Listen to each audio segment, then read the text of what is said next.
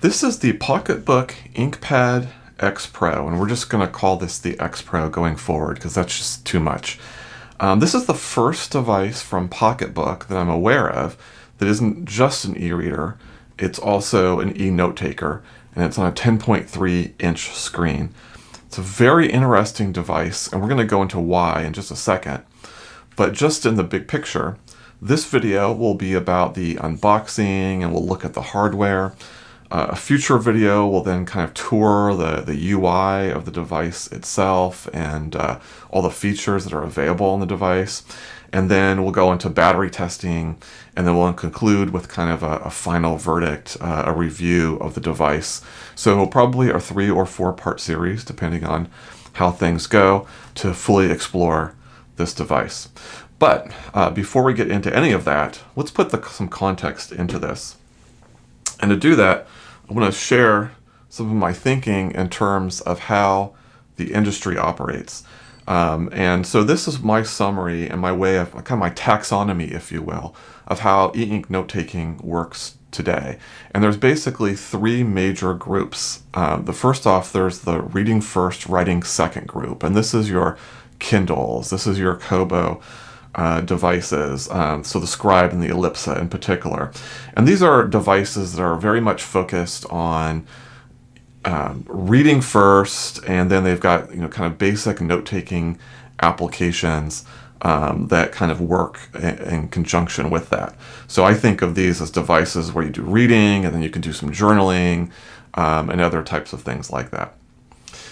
Then you've got the writing first, reading second group. And this is your Remarkables, your Super Notes, and this is where you've got much more complicated note-taking applications, a lot more thoughtful in terms of flow and design.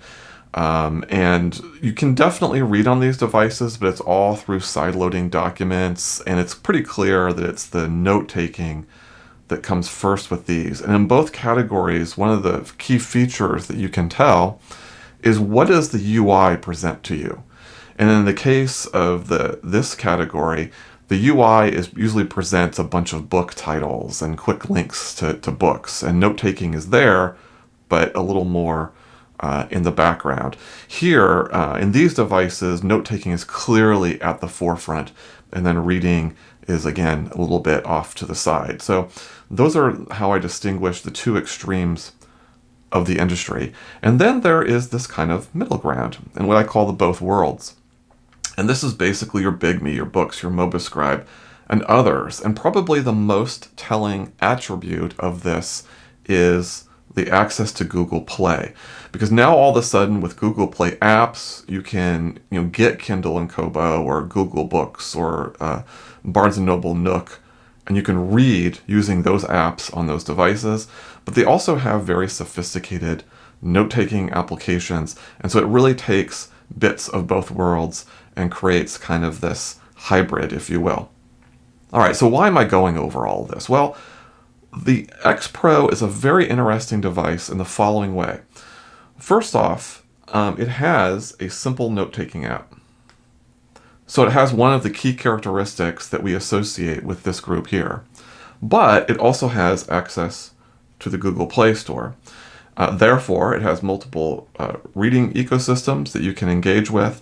And of course, you can either bring documents on through those apps or through side loading. So it's kind of in between these 2 worlds. Or is it? Let's take a look at some of the statistics on a couple key devices. I'll make this a little bit bigger, like so. So this is the Books Note Air 3, which was recently released, and here is our Inkpad X Pro. Both have 10.3-inch screens, about the same resolution, but then you can start seeing a significant divergence in the internals. So you have a much better CPU, much better RAM, and storage, as well as a battery on the Air 3, including running Android 12. By the way, this 8.1 is what, a little bit unclear. This is what I've seen in a number of articles. I've seen other articles that suggest it might be Android 11. I think it's 8.1. We'll see if we can identify that as we go through the review process. but it isn't 12. So in most stats, the X Pro is falling behind the comparable Note Air 3, and you can see the price difference. The X Pro is actually slightly more expensive. It does come with a case, so we'll see that as we unbox. Maybe that justifies the $20, if you will. But by and large, this device, the X Pro, does not compete well with the Air 3, except for weight. It's 100 grams lighter. That's kind of its killer feature.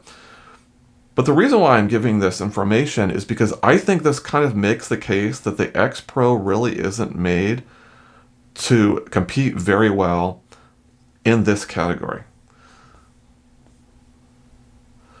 Right? It has the aspects of the both worlds category, but it doesn't compete spec for spec. Why would you buy the X Pro over the Note Air 3? I think that's a hard sell. But why don't we focus on the read first category and see how those statistics compare. And I'll use the Ellipsa 2e as an example, and it's a much different story.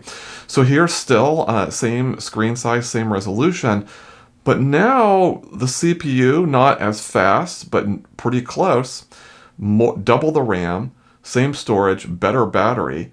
You don't have Android, so the fact that it's an earlier version of Android actually is not a weakness in this comparison. And then there is that weight differential. This is a much more competitive list of statistics. And I think this is where this device might be interesting. How does it compete against the Ellipsa and against the Scribe? Because the internals suggest that's where it's competing, even though it has Android.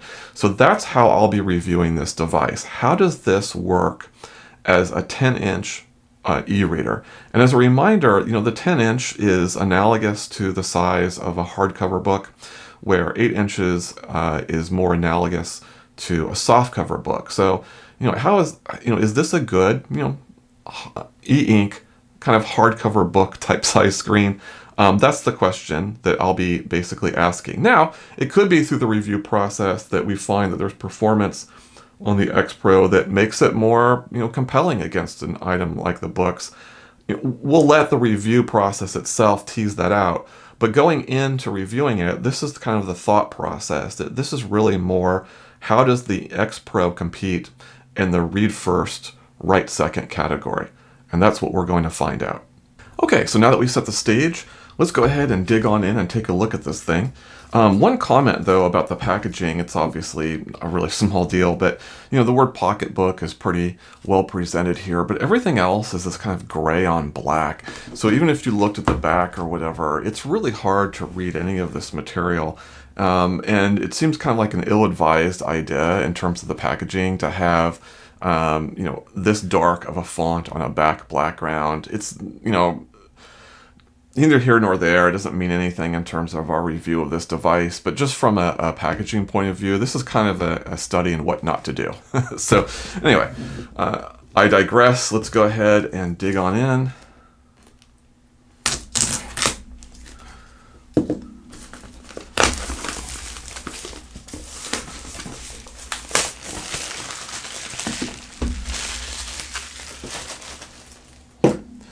Okay. Let's open this thing up.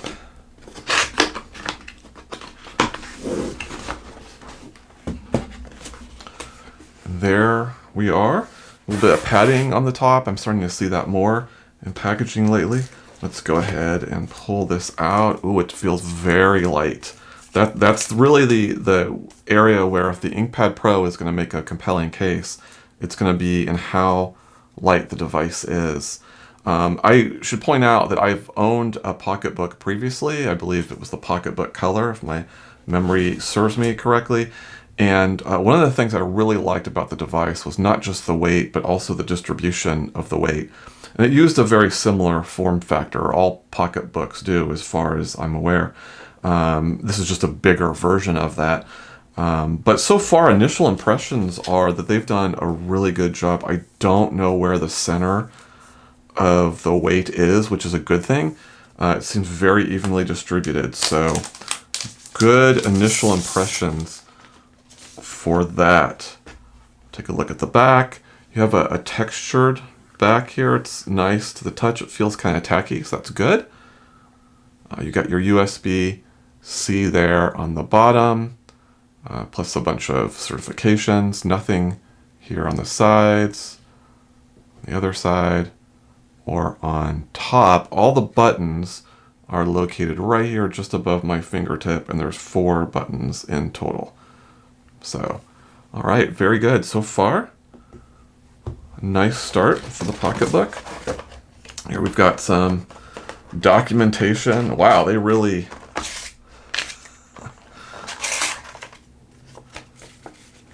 put in a lot of documentation here. This is an interesting graphic. I'm not sure what this is trying to tell me. So this is good, right, with the stylus. I guess they're saying this is probably referring to the case. So they don't want you to use the device while it's in the case. Not sure. We'll take a look at that. And a bunch of other materials that I will never read. So we'll put that aside. Here is the stylus. This is a pretty cheap stylus. This reminds me of a stylus that very similar. There's a brand called Kingwright, and one of their versions of the stylus looks almost identical to this. It does have a clip. It's got an eraser with some give there, and it has a button, and the button actually looks pretty good. I like how that's flush. That's it. That'll be interesting. My initial impressions of the stylus are that it's okay, nothing to speak of, but I kind of like how they've done the button. I don't believe there's any type of magnet to this stylus, so that's unfortunate. This is probably going to be a USB-C cable. And it is. All right. And it's fine. Nothing notable there. Okay, let's take a look here. Back here must be the case.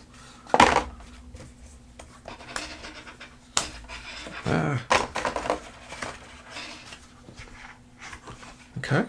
All right. So I guess the device just goes in here, like so. And then a little bit of a magnet on top. That's a nice case. It's got kind of a, faux leather feel to it, which I like. I know some people don't, but I actually am perfectly happy with that. Yeah, this is nice. This is a nice travel case. Nice addition. Okay, I think that's going to take care of everything.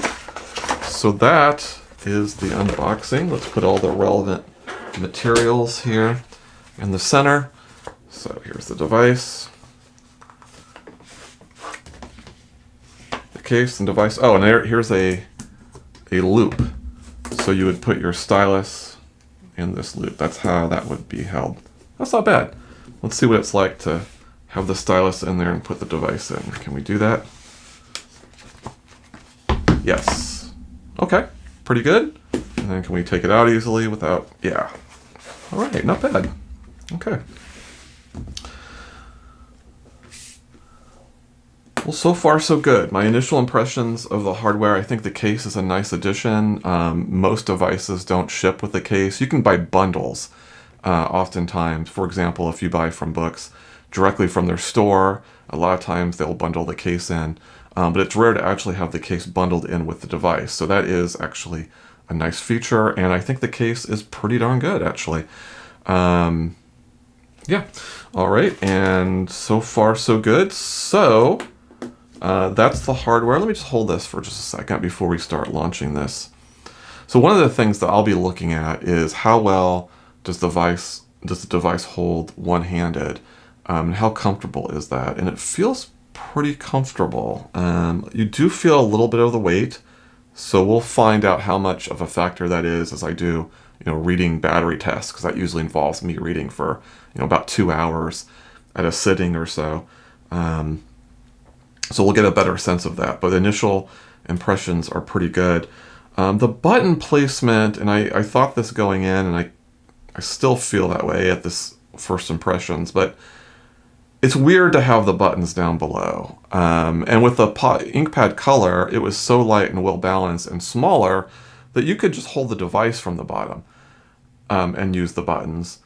This one, I'm not so sure. I really would have preferred to have the buttons along the side, but we'll test it. Maybe maybe as I use the device more, the buttons will make more sense. But I do think the placement of it is a bit odd. This is consistent with their other devices, but I think for this particular case, they probably should have considered putting it up here on the sides. Another thing I want to point out is this screen is sunken in. So if you put your finger around the edge of the bezel, it goes down to the screen. So that'll be another thing that we'll look at as we do note-taking. Is that problematic or not? Most of the other devices, not all, but most have it where the screen is flush with the bezel, and that's nicer as you're, because you can put your hand on the screen while you write. So, as you move to the right, is the bezel going to be an annoyance? That's one thing we'll be testing out as we go through. Okay, I think that pretty much does the unboxing piece. Why don't we go ahead and start launching this, and then we'll go through the setup process. Okay, let's go ahead and get this going. I believe this is the power button, so I'll hold this down. There we go. Slightly curved back, so you might have noticed. Oh, by the way, you can see the battery indicator there next to the USB port. So you can notice when I push my finger down, the whole thing kind of tilted a bit. Won't be a problem as an e-reader, but we'll have to take a look at that as it relates to taking notes.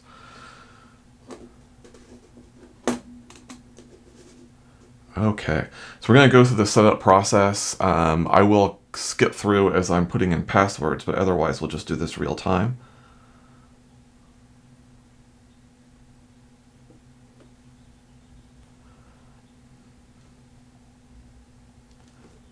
All right, connected to Wi-Fi, and we're connecting. And let's see once it makes the connection. Now I'll just keep going. Okay, fine. Cancel. All right. Yeah, I'm going to have to agree to these things, so there we go. All right, we're in our welcome screen.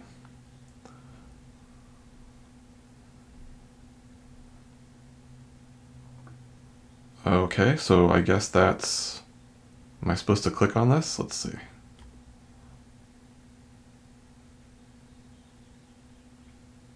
Okay, that was interesting. I thought they might go through a tutorial, but instead they just kind of dump you in. Oh, here we go. There's a firmware update. Great. We'll go ahead and update that. And obviously I'm going to go ahead and skip ahead to the end of this so you won't have to see the whole thing. Okay, I went ahead and did the firmware update, and there was nothing particularly notable about that. And here we are. I don't think there's really anything much more to do in terms of the setup process because, going through the system is something we'll do in depth on the visual tour. But there is one thing I want to kind of test out and just get a sense of here in this video, and there's not a lot of information about this particular device on the internet. There's videos that are from the Pocketbook company itself, but then there's also a little bit of review videos. And one of the things that did strike me is a little bit of sluggishness on going between items. So let me just click on some of these buttons and see how responsive it is.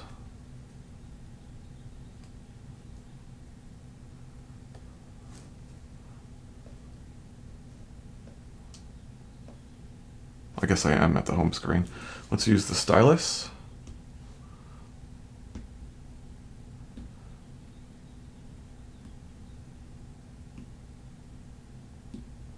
Okay, not bad.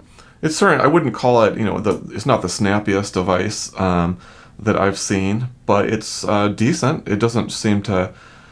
It's not quite as bad as I originally feared in looking at some of these videos. So it does seem to respond in a reasonable time period. Okay. All right, well, we'll definitely take a look at that and get more of a sense of that. And as I said, the next video is we'll focus on going through all this functionality, what all the menus mean, what all the buttons mean. We'll review that in our next step in this review process. But in terms of the setup, very easy and very simple. The only real thing that I did during the setup process is connect to the Wi-Fi account. There wasn't any other tutorials except for that one odd note to press the power button. But that's it. And I have kind of mixed feelings about that. I think actually, generally speaking, a really short tutorial is a good thing. You know, I'm going to explore the device on my own anyway. I'm usually anxious when I get a new device just to get in on it. So that's a plus. On the negative, if there are anything that's quirky about this device, I really needed to know that I might not discover as I'm going through the device. It would be nice to be aware of those things as we go through a tutorial. And of course, I don't know if that's the case here or not. We'll actually find out later. But overall, pretty straightforward process. Nothing wrong with that. I think that concludes the first video of this series. Initial impressions, not bad. I think more positive than not. I think there's a lot of promise here, and we'll just have to see how it plays out. Okay, until then, I'll see you next time.